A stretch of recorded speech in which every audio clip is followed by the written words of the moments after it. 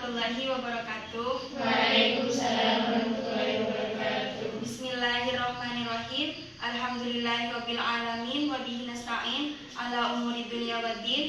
Wassalatu wassalamu ala asyrofil anbiya'i wal mursalin wa ala alihi washabihi ajma'in. Amma ba'du. Saudaraku seiman, ibu-ibu di sini yang dirahmati oleh Allah, marilah kita panjatkan puji syukur kehadirat Allah Subhanahu wa taala yang telah melimpahkan rahmat dan karunia-Nya kepada kita semua. Selawat serta salam semoga senantiasa tercurah kepada junjungan kita Nabi Muhammad SAW beserta keluarga, sahabat dan pengikutnya hingga akhir zaman. Pada kesempatan yang mulia ini, izinkan saya menyampaikan sebuah nasihat tentang salah satu ibadah sunnah yang sangat dianjurkan oleh Rasulullah SAW, yaitu sholat tahajud. Nah, sebelum saya lanjut membahas sholat tahajud, saya ingin bertanya kepada ibu-ibu di sini. Ibu-ibu rajin nggak sholat tahajudnya? Rajin. Bangun nggak kalau malam-malam? Apa cuma tarik ulur selimut tidur lagi? Nah, biar ibu-ibu di sini rajin tahajudnya, saya di sini akan menjelaskan apa sih keutamaan sholat tahajud itu, apa sih pengertian sholat tahajud itu. Nah, baik, pengertian sholat tahajud di sini berarti bangun di malam hari untuk sholat. Merupakan sholat sunnah muakkadah yang dikerjakan pada sepertiga malam terakhir. Istilah tahajud sendiri berasal dari kata hajadah, yang berarti bangun di malam hari.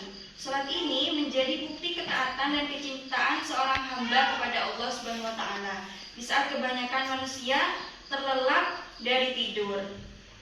Nah, sholat tahajud ini biasa disebut sebagai sholat malam, merupakan sholat yang dikerjakan sebelum tidur.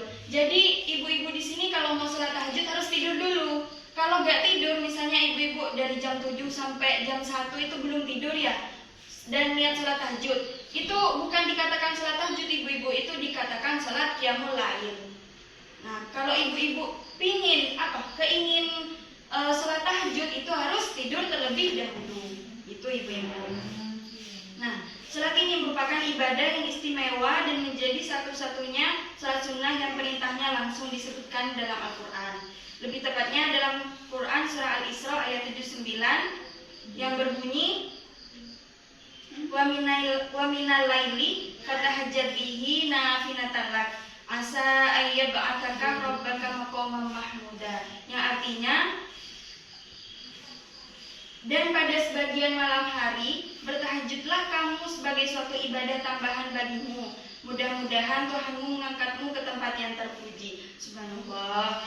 Nah, dan sholat sholat tahajud ini sangat dianjurkan ibu-ibu. Kenapa? Karena Rasulullah pun tidak pernah meninggalkan sholat tahajud gitu. Jadinya kalau kita ingin mengikuti sunnah Rasul gitu, maksimal, itu bukan minimal, maksimal sholat tahajud. Ya begitu.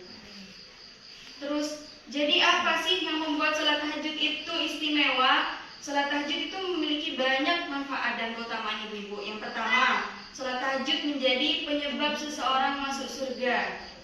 Rasulullah SAW bersabda, sebarkanlah salam, berilah makan orang-orang yang membutuhkan, sambungkanlah silaturahim, dan sholatlah pada malam hari ketika orang lain sedang tidur.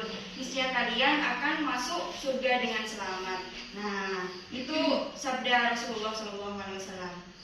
Terus yang kedua, orang yang mengerjakan sholat tahajud akan diangkat derajatnya di dalam surga. Yang ketiga, orang yang menjaga sholat tahajud termasuk orang-orang yang berbuah insan atau golongan muslimin yang berhak memperoleh rahmat Allah dan mendapatkan surga. Terus yang keempat, Allah Subhanahu wa taala memuji hambanya yang bangun di tengah malam dan beribadah padanya. Allah itu ya ibu, setiap hari, misalnya kalau kalian itu dibangunkan ya oleh Allah jam 1, itu berarti Allah ingin berdiskusi dengan kalian, ingin kalian itu menghadap kepada Allah, bukan malah tidur lagi. Jadi sholat tahajud butuh sholat tahajud. Lalu yang kelima, para malaikat memberi kesaksian atas kesempurnaan hamba yang suka bersujud di malam hari, dan malaikat menjadi saksi atas iman mereka. Subhanallah. Jadi malaikat itu kalau kita sholat tahajud itu turun ke ke bumi ibu-ibu, menyaksikan kita yang sedang sholat tahajud.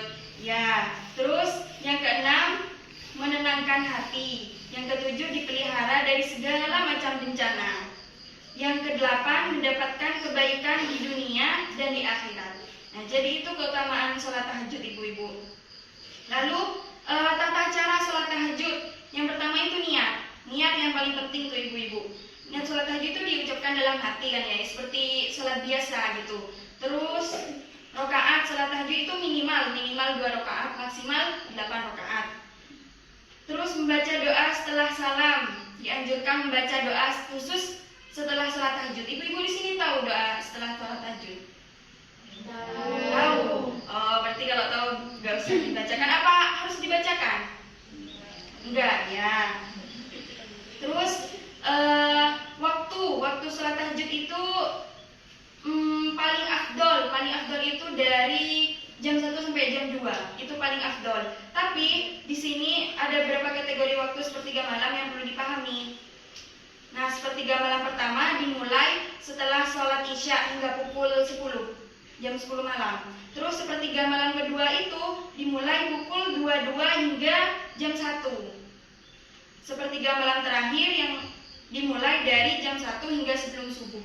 Jadi ibu-ibu misalnya bangun jam setengah 3, kepepet kan ya, setengah 4, kepepet kan ya mau sholat subuh. Itu gak apa-apa ibu-ibu di sini mengerjakan sholat tahajud gitu.